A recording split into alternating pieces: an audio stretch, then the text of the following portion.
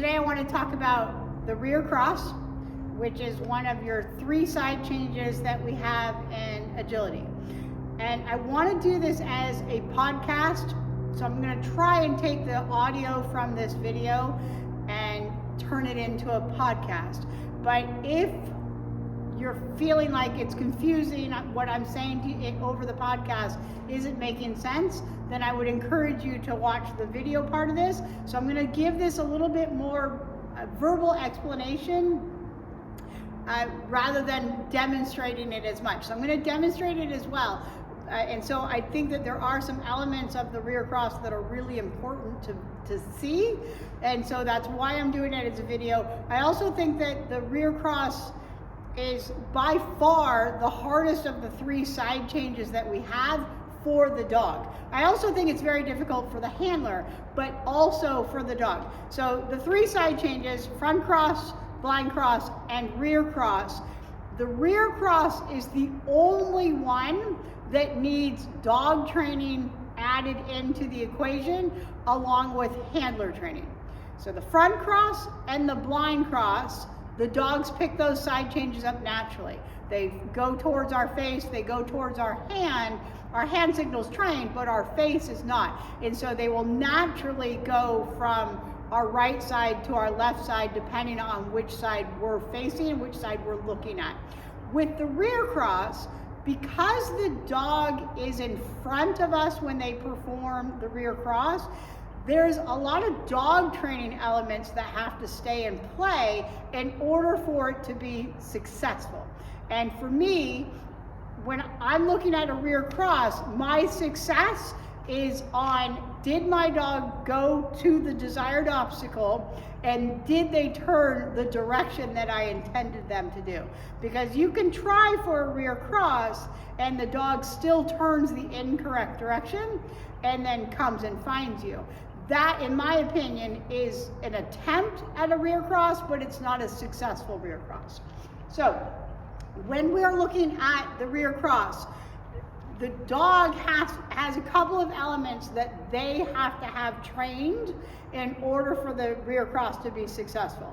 And the main one is learning to turn away from us. So learning to turn their body away from us, their head away from us, and come up on our other hand. So I'm going to give a demonstration here. So this is for video, and then for the podcast, if you want to see it, you got to go to the video.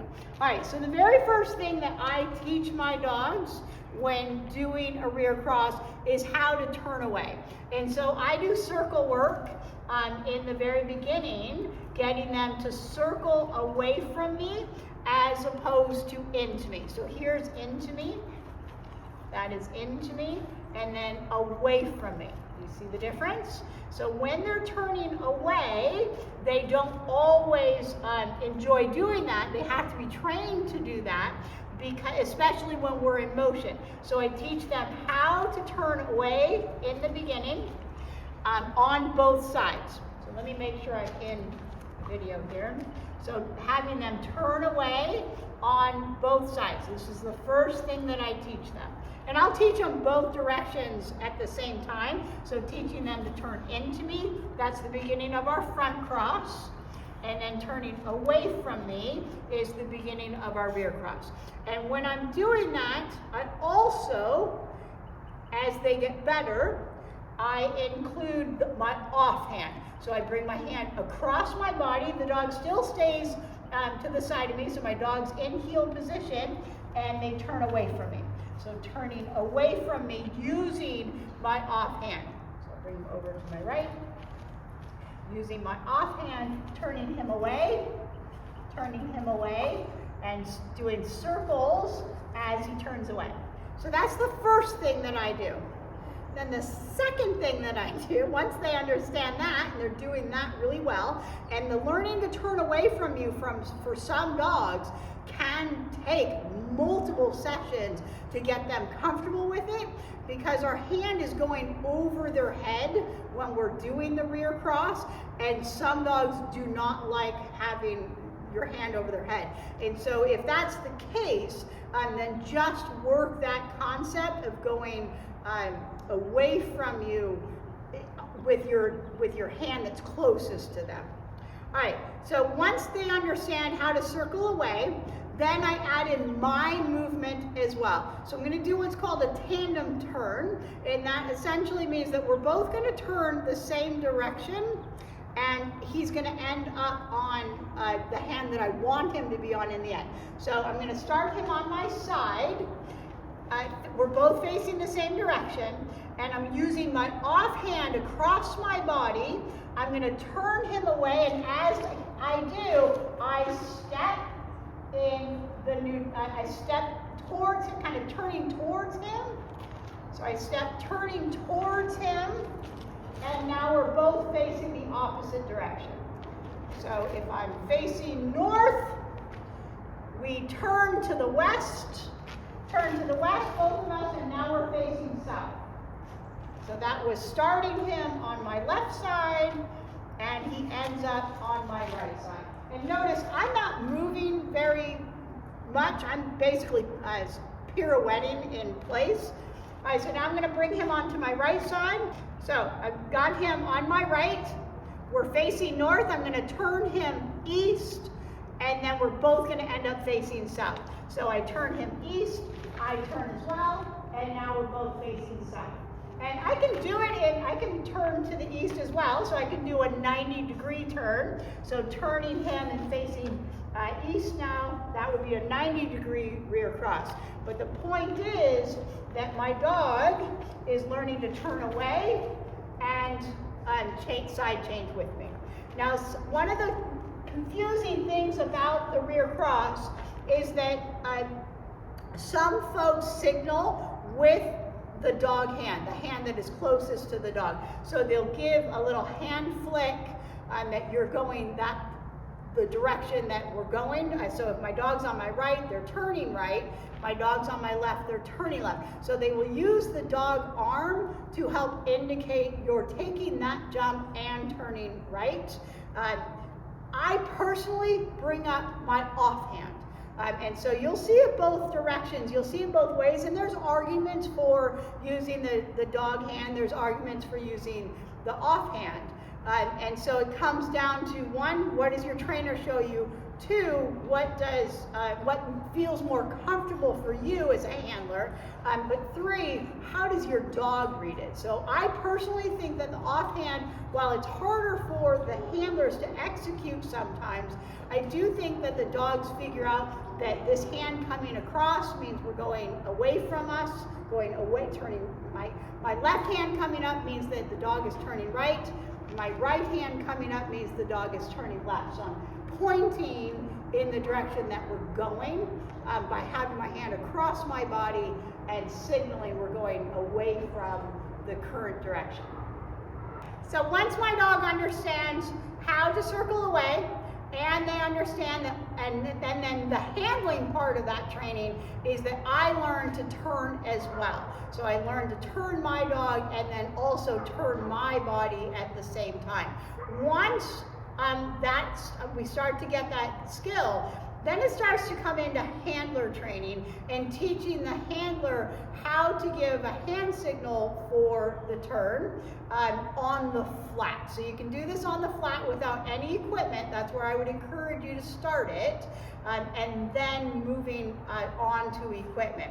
And so when you're doing this, if you want to practice this without a dog, you need to visualize where the dog is. And so you can use a bar to help indicate, hold the bar in the side that you want your dog on. So I currently have my bar, my dog, on my left side.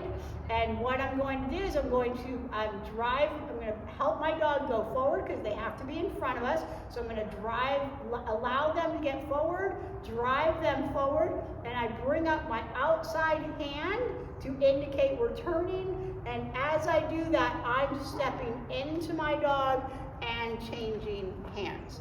And so teaching our body mechanics of where the dog is and where we are in relation to that front cross, or that in relation to the rear cross can help the handler to get the mechanics and the visualization of what the handler is doing. Okay, so let me put that onto a jump. So if I was driving to a jump, dog is on my left side, we're going to be turning left and going around the left wing. So I'm going to send my dog forward, bring my hand up to indicate we're going that way, step across, and pick my dog up on my right hand. Here's where it gets into the dog training part of it. So a couple of things that are really important for the rear cross. The first one is that the dog has commitment to the obstacle.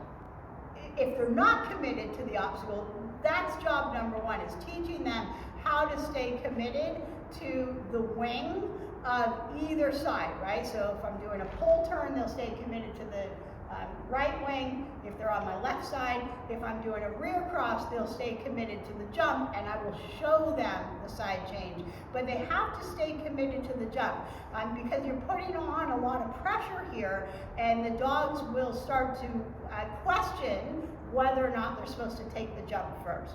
So they'll feel the pressure coming on, and if they're not solid in their commitment to the jump, then they'll pull off. They'll abandon the jump altogether, and then the rear cross falls apart. So when we're doing this, there are two main setups here. One, the dog has to stay committed to the jump. The second thing, and one of the most important things for the side change, for the rear cross side change, is that the handler must step behind the dog. So once the dog is committed, let me see if he'll, come here, kid. Once the dog is showing commitment, so I'm not going to give him any hand signals other than I'm showing that we're taking this jump. So jump, jump, and if I step late, he turns the incorrect direction. So we do it again, jump, jump, I step, he's good boy, so I need to put more pressure on sooner. Jump, jump, yes, good boy, good boy. Actually, I need to get rid of my verbals because jump equals jump that direction. This means switch. Ready? Yes, very good. Very. Yes, very good. Super, super. So teaching him to grab the jump. Yes, very good. Very good. Yeah, good. Yes, very good. Let me show you just a few more going. So examples with the bar. So if this is my dog and he commits to the jump, I'm stepping across his path. I'm bringing up my outside hand to indicate it, and the dog's taking the wing while I step to the side of it. And the further forward my dog is, the sooner I have to step in the direction that I want my dog to go. Now, what I want you to watch for in this video is, where does Eli notice I do the side change? Does he notice it on the bar, after the bar, or how far before the bar? So where does my dog notice the side change? So I'm going to do one that is, I'm going to try and time this pretty late, and he may not turn the correct direction because I am going to do it late. But does he notice, and if he does notice, when does he notice? Good, so where did he notice it? Where did he notice the rear cross? In my opinion, it was right here, all right? Now, that's important, so I want you to take note of that. So can you do it again? Good, he felt it, he felt it. He noticed right about here that time. So we're going to do it again. I'm going to do it pretty late. Yeah, good boy. He's thinking. So that one was about here. All right, we're going to do one more on this side.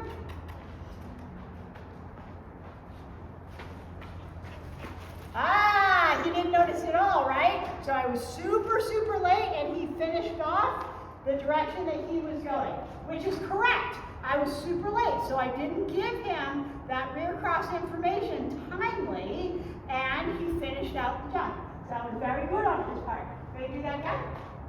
So I'm going to do it late again. So where did he see it? Where did he see that rear cross? That was super late on my part. He noticed it right about here. He's already taken the jump. All right, so this time I'm going to be timely in it. Yes, good job. So where did he notice that? Right about here, right? So he noticed it. He changed his direction of his eye contact. He changed direction of his lead and grabbed the jump almost before I finished pushing him. So I'm going to do it again. This time.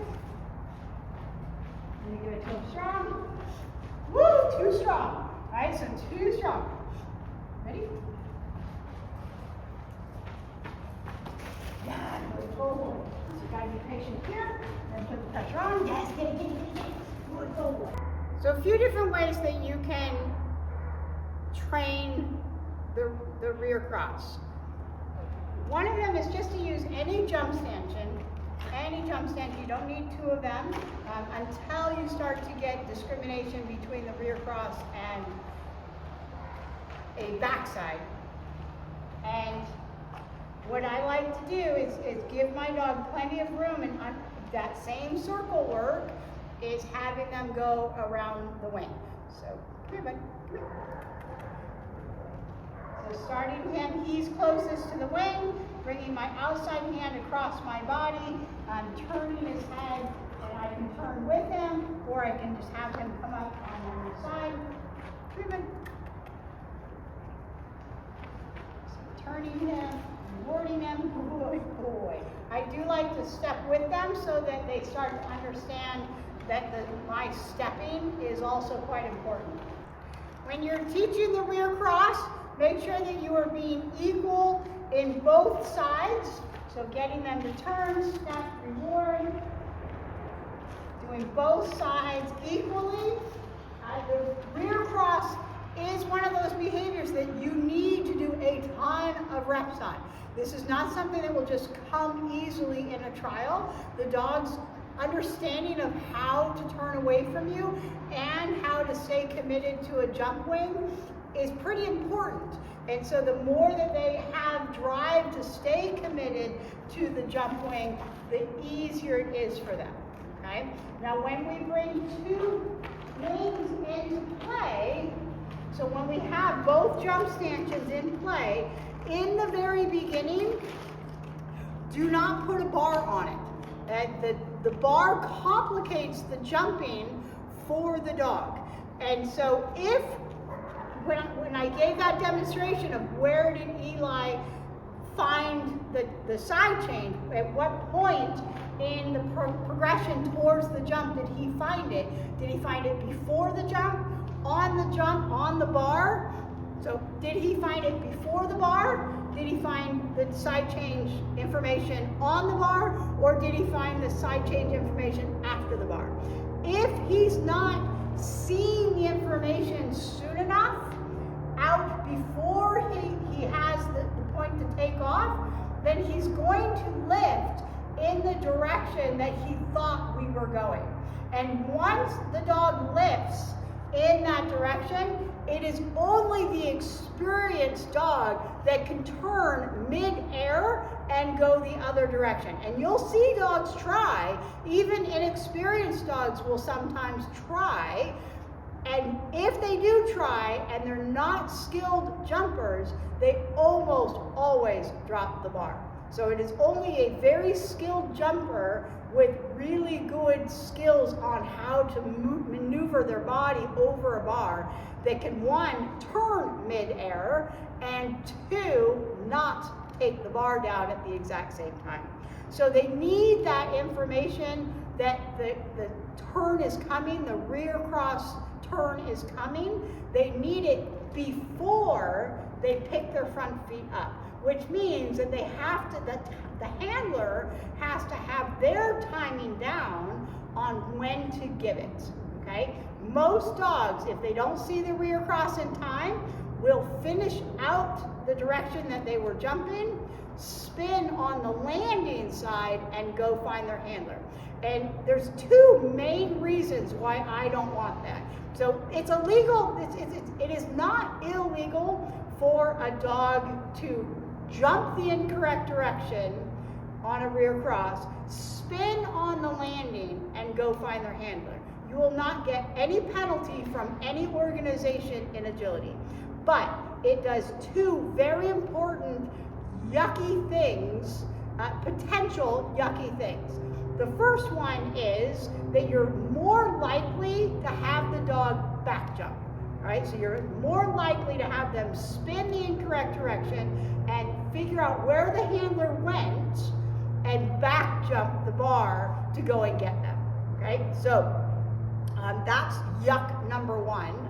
Yuck number two is that it puts the dog on a different line than the handler intended. All right, so when the dog turns incorrect and then spins on the landing to go find the handler, they're on a completely different line than the handler anticipated them to be on with a clean rear cross jump. And so that line change that the dog ends up, the new path that the dog ends up on, can really mess with the handler. Right now they have to configure very quickly how to get them back onto the intended path that they wanted. And so sometimes that requires the handler to juggle not only the potential back jump, but also the new path for the next obstacle. And that can have a snowball, a domino effect for the next three obstacles, right? Until there's a place where the handler can catch up and rethink where the path continues. And so turning incorrectly, it messes with the dog's head. They're like, wait, why did you change the turn and not tell me? So one, dogs get PO'd, and some dogs stop dead in their tracks. They're like, what? You never gave me the information. I'm done trying. You need to help me. So some dogs quit, right? You give them the incorrect direction, they quit altogether. Some dogs end up on the wrong path. Some dogs end up back jumping. So it's just a yucky altogether if they don't do the rear cross cleanly, right? So handler timing is important, but also handler execution is important. For dogs that are not driven to the jump, that are not committed to the jump, then I would work on that first before I try and put a rear cross into a trial situation. Because the rear cross is demotivating for dogs in that, well, it's not so much demotivating.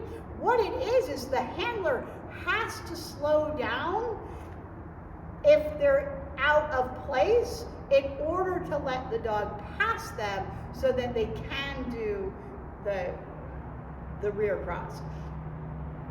And in my opinion, if the handler is having to slow down dramatically to accomplish a rear cross, then chances are they could have sped up to get a front or a blind, in my opinion. So if that's the case, then get your butt in gear and get the blind or the front in, because a dramatic drop in speed on the handler's part with a dog that is soft, with a dog that is unmotivated, with a dog that is unconfident, can really make agility yucky to them.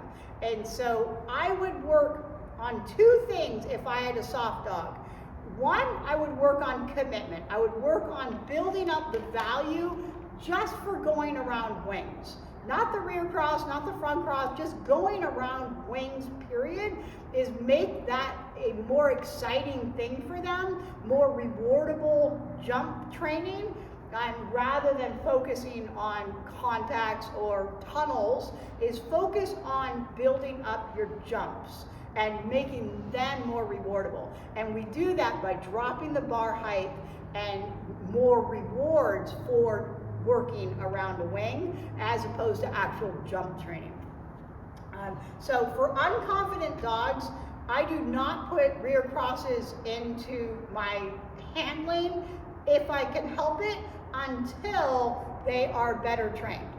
And I will keep working my rear crosses in practice, building them up as strong as I can, but when it comes to a trial, if my dog is starting to shut down, the last thing I want to do is show them a rear cross, because for soft dogs, they just say, I don't want to do this anymore.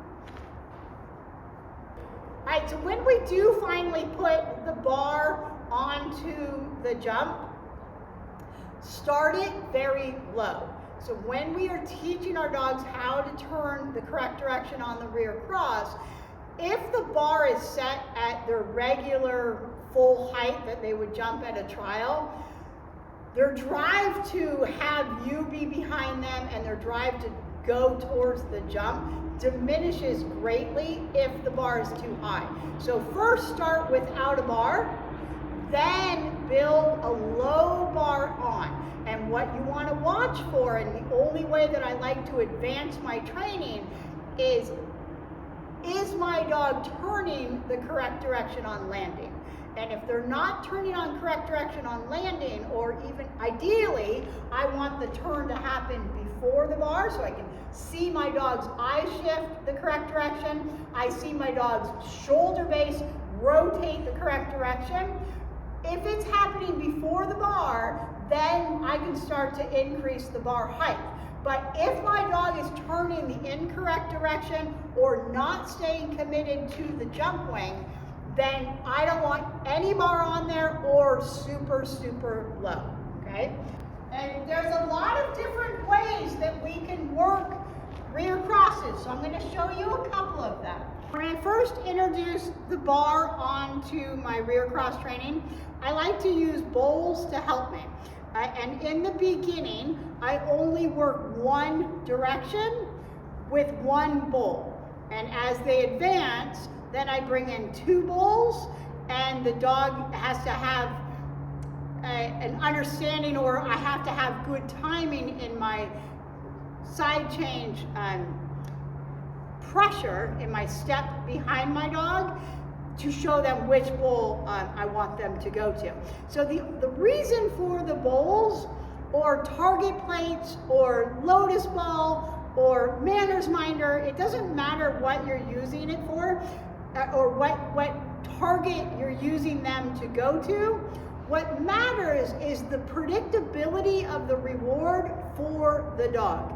So what the bowls do, what the manners minder does, what the lotus ball does, is it helps the dog understand that there is a reward involved here, and that to drive towards that. So we want them to drive through the bar, but we also want to teach them to drive in a certain direction. So I first start and just show them how to do this with the bar on with a bowl. So I'm going to put a bowl down. I'm going to go ahead and put a reward in it, and I'm going to put it just to the outside. Hold on, buddy. I'm going to put it just to the outside of the correct direction that I want my dog to jump. The bowl is on the left wing. My dog is on my left side. And the dog is going to turn left, right? So dog's on my left, and they're going to turn left, which the bowl is on the landing side of the left wing. So I'm going to go ahead and point to the jump, and I can use either hand at this stage of the game. So if you're going to end up using your left hand to signal a left turn, then use that. Otherwise, bring up your outside hand, point to the jump. My dog has most of the bar, so I'm just to the right side of the bar. He's center, and I'm going to point to the bar either with my onside hand or my offside hand. So I've taught him my offside hand, but right now all I want is for him to stay committed to the bar, and I'm going to step behind pretty hard. So I'm going to send him, okay, and step. Good boy, super job. And I'm gonna bring more cookies to the bowl.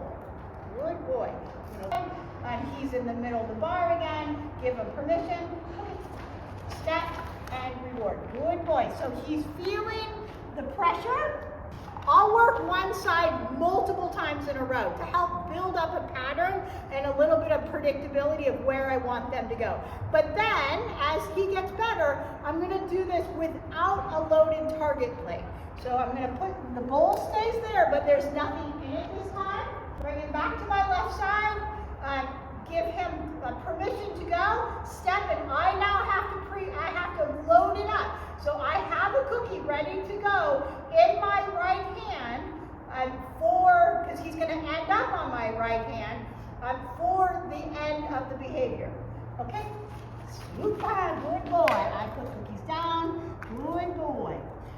And we do that multiple times until he's driving to it. Then I switch sides. So I bring the bowl over to the other side. The bowl's now on the right landing side of the jump. My dog's on my right side. I'm going to give him most, if not all, of the bar. Give him my hand signal. Okay, step and reward. Good boy, super.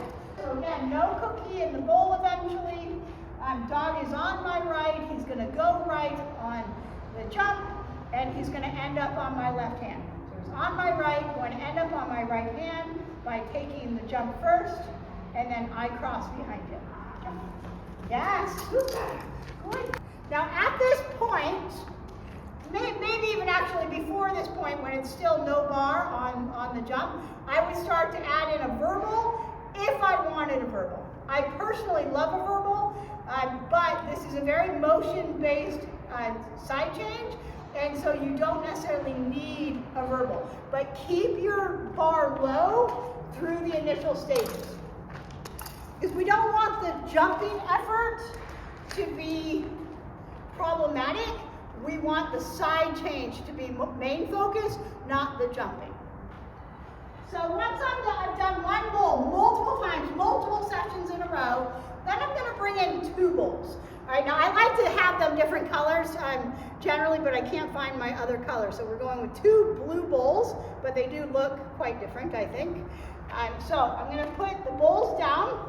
And now he has a choice between turning right or turning left, and it's all on my pressure.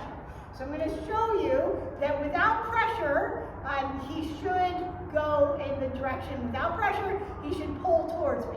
So I'm going to step off his line so he knows that there's not a lot of pressure. He should go to the bowl that is on the light blue bowl on the right landing side of the lane. Jump. Yes, very good. Good.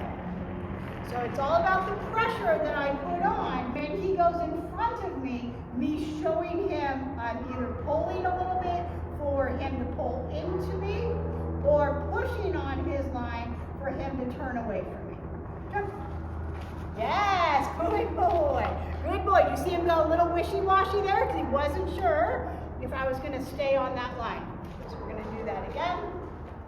So again, I'm going to have him go to the left wing. He's on my right. I'm going to have him do just a normal jump pull. So I'm releasing the pressure off the bar. Okay.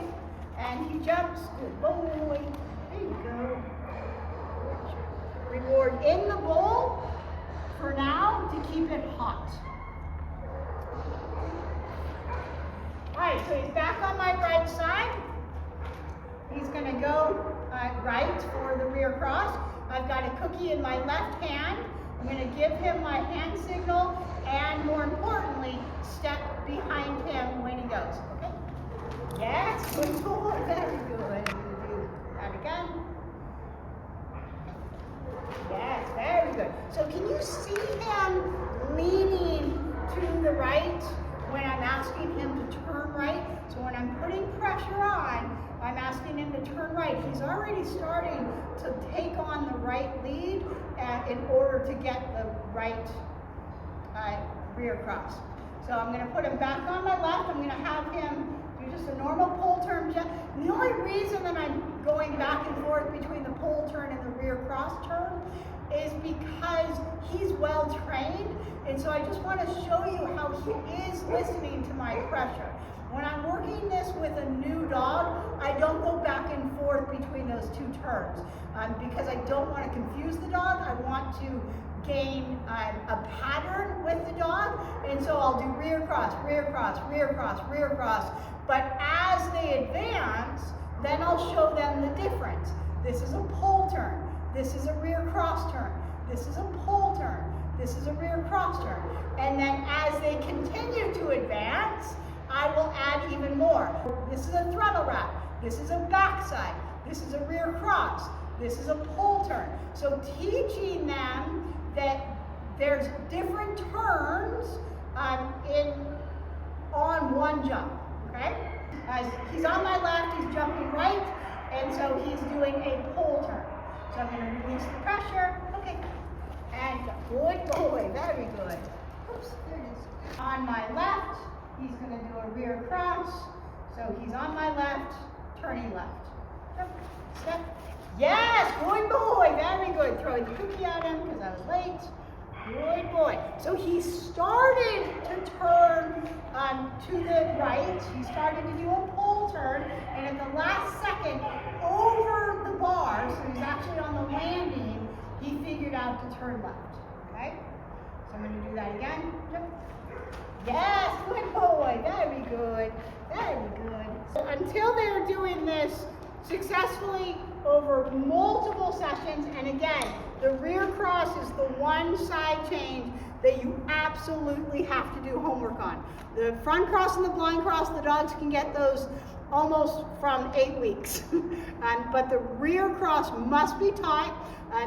They must have the skills of how to turn away, and the handler must have the understanding that the pressure and the step behind the dog is their job, and the dog's job is to stay committed to the jump and to turn in the correct direction. So they have to understand how to turn in the correct direction, and then they have to read the handler's body motion going up to that. So what complicates the rear cross? What mainly complicates it is sometimes the handler puts on the pressure too soon and the dog pushes off the handler's line. So let me show you what it looks like to give pressure too soon before the dog is committed to the jump. So I'm going to push him, and what should start to happen is he starts to look at either another obstacle on the path that I'm pushing towards, or he'll start to look at the backside. Ready? Run. And he looks at the backside, right? So I have to stay off my dog's path until they commit to the jump. But once they look at the jump, then I need to put the maximum pressure on. So when they're coming around a bend and coming into the jump, I have to indicate the jump. Then, yes, good boy. Then I can indicate the turn. So if I put too much pressure on too soon, they push for the backside or for another obstacle. So too much pressure, and he pushes for the backside. Good boy. Good job. So I was on my dog's path for that one. Now I'm going to show him his path and then put the pressure on. Down. So showing him his path, then putting the pressure on. Good boy. So notice I'm not giving him any verbals. This is purely on motion. And so if he can't get the jump first, and then, yes, good boy, right there. And then the jump or the side change, he'll push off it. So I have to stay clear of my handler's path, and so I have to drive to the side of the jump, or to the side of the bar, essentially. And once my dog picks up on the jump, then I can put the pressure on. So he won't fight me for the bar. If I take the bar away from him with my motion, he will not fight me to get back on it. And so I have to be patient in showing him the bar and then immediately transitioning into putting pressure for the rear cross. So I'm gonna actually have him do a pull turn this time so you can see how my positioning changes. step off the bar. Yes, good boy. I step off of his path and he turns in the correct direction. Now I'm going to put a little bit of pressure on and step. Yeah, very good. But again, he's doing his job, which is to be committed, right? So he's staying committed to the jump. If I present him with a discrimination between the backside and the front side of the jump, then I need to ask him to come into me first. And when I do that, I do a throttle wrap hand signal. And so when I need my dog to come in pretty strong on me first, then I give them a hand signal almost behind my hip. That means come into me first. And as he grabs onto me and converging on me, then and only then do I flip him back onto the obstacle. And he has learned that if this hand signal is in play, go ahead and come in and take. Come in and take, whether it be a jump or weed pulls or the tunnel. So my throttle hand is first, and then my rear cross is second. Pull him in first, and then flip it. Moving forward. Have to pull off the line, then put pressure back on the line. Pull him in first, then pressure on. Yeah, very good. Pulling him in first, pressure on. Yes, moving forward. If I put that pressure on too soon, he should jump, he should go to the other side and go to the back side.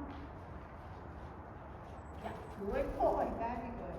To release the pressure in order to get him to converge. Once I see he's converged, then I can put the pressure back on. So pulling in first, then pressure on.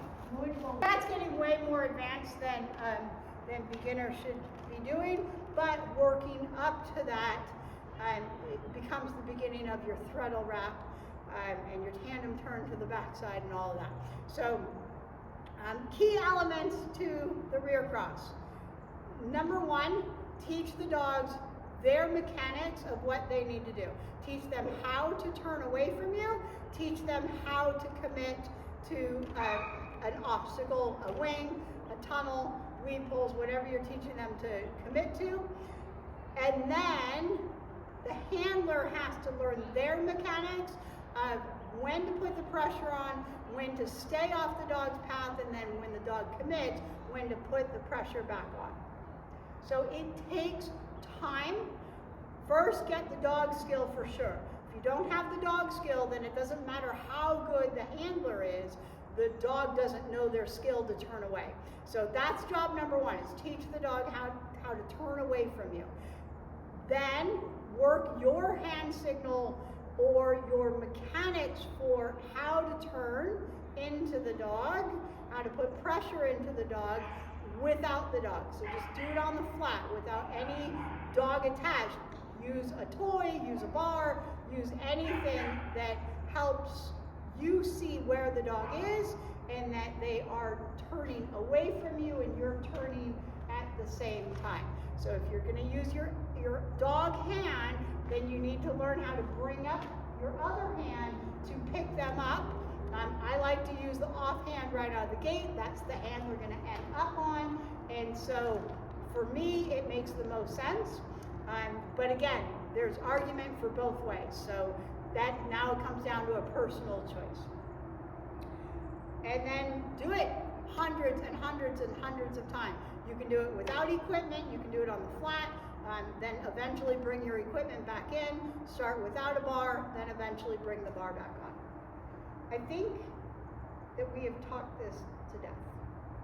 There's more about angles on how the handler comes into the jump, dictates how the dog takes the jump. So if my rear cross angle is super strong, so if I go from putting pressure on the dog in an immediate hard angled 90-degree turn, my dog's going to take the jump in a stronger turn than if my angle is softer. So if I'm approaching the jump, and then as my dog passes me, my angle goes to 45 degrees on the bar. So dog's approaching on a 90-degree angle. If I create a 45-degree angle the second that my dog passes me, then my dog will generally pick up a 45-degree angle on the landing. Okay? And possibly a little bit on the approach, but definitely on the landing. So the thinner angle my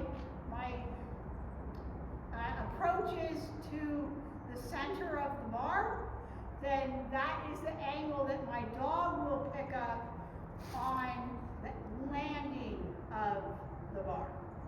So if I approach the bar and do a hard 90-degree angle, so now I'm parallel with the bar, then the dog will take the same parallel path off of the bar. So the dog will jump going or literally next to the wing, or as close to the wing as possible, and come off the jump on a 90 degree. If I approach on a 45, then my dog is more likely to take a 45-degree angle. Depends on where I'm at, but if I'm pressing for a 45-degree angle on the center of the bar, then my dog's going to pick that up too. And so whatever path we put on the rear cross as the dog approaches the jump is the path that the dog will take on landing. So if I approach in a rear cross, and as my dog gives commitment to the rear cross, and I do a U-turn back on, the dog should wrap the wing and come right back on the wing. So as I approach, I'm approaching on 90, and I turn all the way around, my dog will then also wrap the wing to come back on their path. So they'll mimic your path, essentially. They will follow up with the landing side in the new path that you are running, but you can show that path on the takeoff side, and they'll pick up that path on the landing side.